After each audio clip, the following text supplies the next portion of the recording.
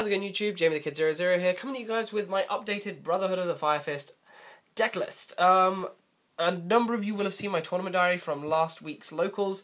I played this deck to a build that a friend of mine advised, and I really wasn't comfortable with it.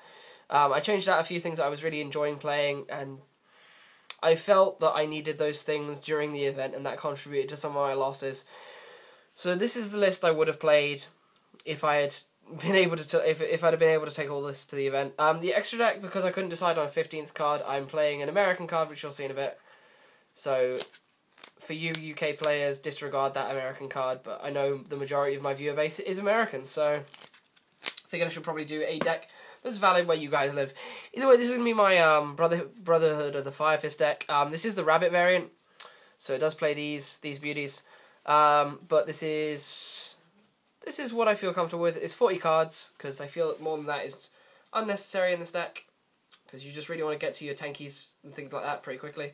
So let's get into the list. So we play for our, of course, probably our best monster in the deck, 3 copies of Brotherhood of the Fire Fist Bear. Bear is Insector Hornet on steroids. It is Hornet that it's like an Insector Centipede that generates its own Hornet and is searched by playing a Hornet onto the back row anyway. It's so good. The only thing your opponent can realistically do to stop it is to bottomless it, torrential it, or warning it. Veiler isn't really played in the main anymore, which is good for this deck. It's what makes this deck shine at the moment, I feel.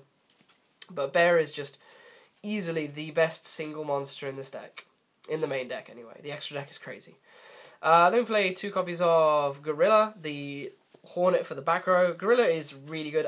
Playing it at 1 last time wasn't as nice as I wanted it to be. I often found myself in a position where I thought, it'd be nice to have another Brotherhood of the Fire Fist monster to search.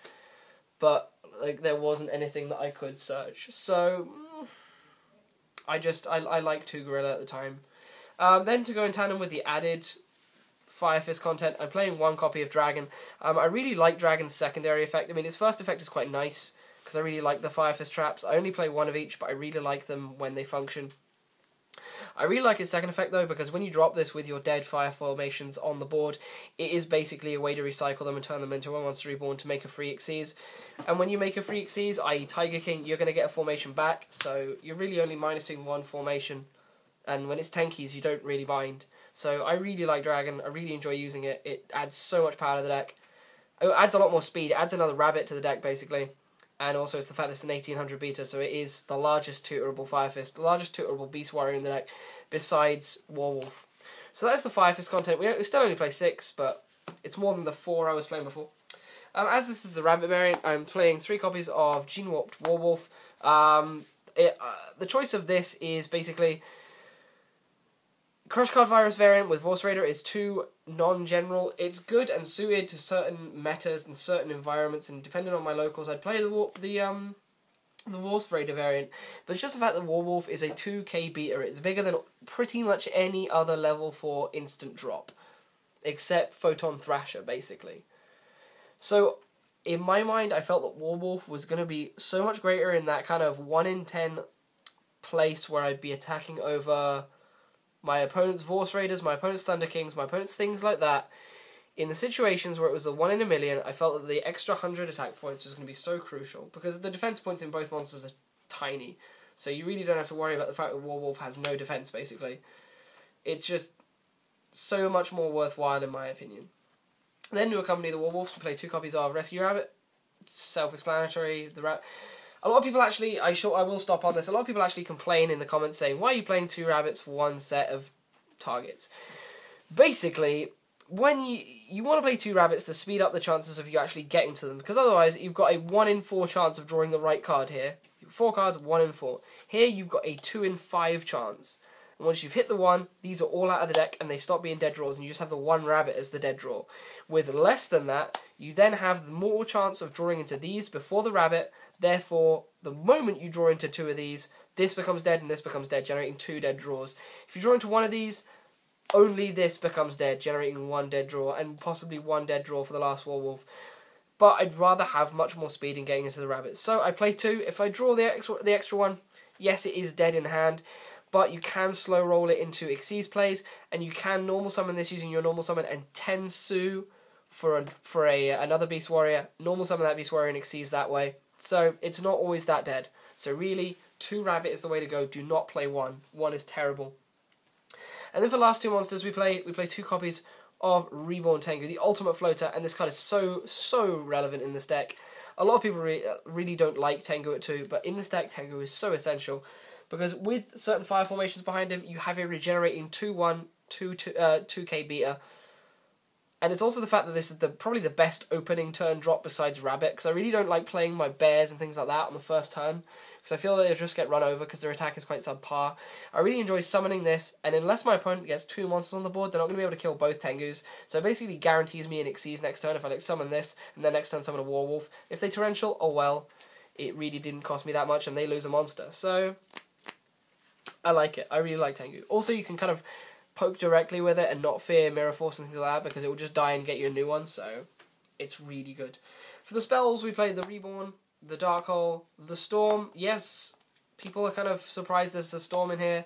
Ultimately, when you want to make certain pushes, if you're in a position where you need to Storm, you'll need to Storm anyway, where you want to put your pushes through. If you have all your back row anyway, you're probably in a good position where you don't need to Storm, where you can afford to run into people's back row, or you have the negation for it. So I don't feel that cutting Storm is very necessary. But against, of course, certain matchups like Mermail, I will be cutting. I of course do cut the Storm for the 3rd MST. Because I'm maining 2, I don't feel that 3 is necessary because you play double Lance in this deck. So there's my explanation on that behalf. I play 2 Duality because this is quite a slow deck. If you're not special summoning with your Rabbit or your Tengu, you're basically going to be relying on this card to get you consistency. So 2 Duality is incredible in this deck. Would not cut them for the world. There's Cupcakey sneezing in the background, bless him. Then I played 2 copies of Forbidden Lance. 3 was too many in my opinion, but I mean, it's down to player preference, so the Lances are good. They're really good in this deck. They really do help when you have a Tenki out and you Tenki for a bear, and you summon the bear. They will usually try and bottomless it or something to that description, and then you can Lance the bear, kill the monster, and attack directly. It's really good opening turn if you're going second. Then for the Fire Formation spells, I play 3 copies of Fire Formation Tenki. What else is there to say? It is your Rota.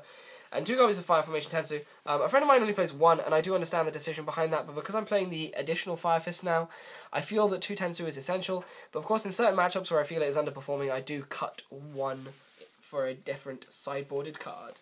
So as a spell lineup, it's really quite considerable, but I feel that that amount of support is really needed for these monsters. Because this is, again, quite Dino Rabbit-y. You really do have to protect your monsters, so the spells accompany them. Then for the protection in the form of the trap lineup, we play 1 of each Fire Formation. I was originally, as you will have seen at the last locals, I only played 1 Tenken. Tenken is basically a trap version of Forbidden Lance during the main phase, which is so devilishly good in tandem with the Torrential Tribute on your board or on your opponent's.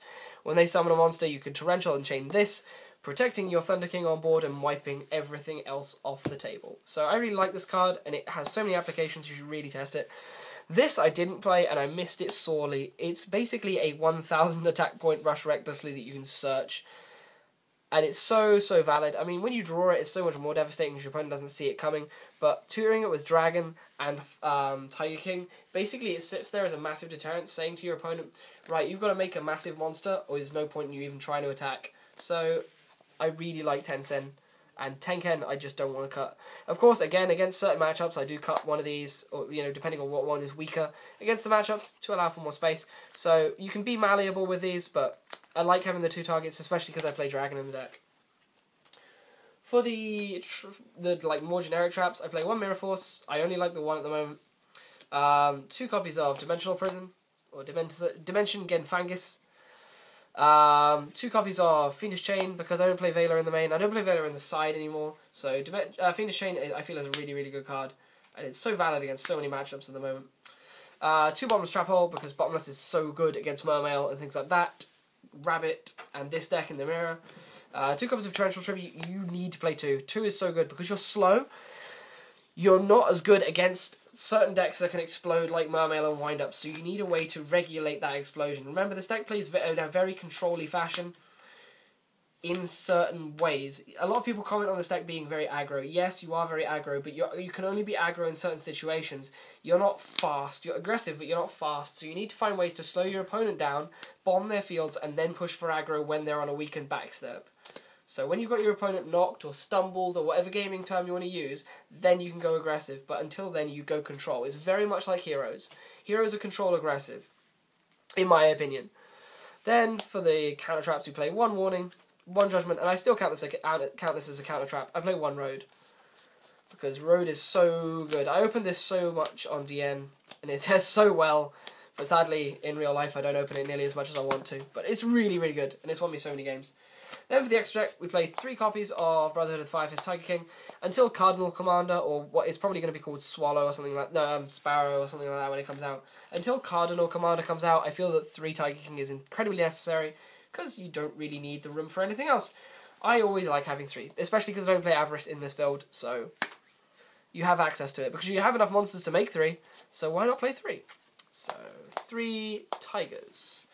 Then for the more generic stuff, because the rest of it is all generic basically, I play 1 Utopia, 1 Utopia Ray, 1 Macerook, 1 Direwolf. I would play 2 if I had to, but 1 is enough. 1 is enough. It's just in some situations you will find yourself 1 in the second. 1 Lightning Chidori. I play this because 2 Tengus, and you do get this play off a lot. When your Tengu gets compulsed, you've basically got a Chidori play set. So, and Reborn makes this. It's just really nice, and I really enjoy having it in there, and you will make it 1 in 10 games, so... 1 Abyss Dweller, yes, you don't play any waters, but Abyss Dweller gets huge. It doesn't need to be huge. With the amount of back row protection you have in this deck, the 17 can be protected and it will completely shut down Mermail for you. So you have to play the Dweller. Photon Path Imperative, because it's just good. Evgeshki Mergeist, this card is a real sleeper card. This basically gets over your opponent's Lins. If you think they've set a sphere or you've seen them search it, if you don't have your Abyss Dweller or you're not confident making Abyss Dweller, just make Mergeist and go attack. Oh, okay, you're going to get your Lind. Yeah, return it to the deck instead. So really look into this card because it's a really good sleeper. I'm going to play 1 number 50 Black Ship of Corn. I can't actually play this over here, so in my main decks for other tournaments I would of course cut 1, but it's good and you can play it in America. So if I was in America I would definitely play this card because it's so good, so damn good. This should be a Gaga Cowboy, but I don't have one, so this is a Gaga Cowboy. Then we play a Shockmaster because we can make it, basically. You very rarely make it actually, but it's the fact that you have access to it. And then 1 Stardust Dragon for the Starlight Road. But yeah, guys, that's about everything I want to talk about. This has been my kind of my Firefist deck profile at the moment. I'm going to be disassembling this now to build wind-ups because I'm really enjoying testing them. But I will be playing this probably in 2 weeks' time, so stay tuned for another tournament diary on this pretty soon, and stay tuned for wind-up content, which is coming pretty soon. Otherwise, this has been JB the Kid 00. I'll see you guys next time. Peace out. Bye.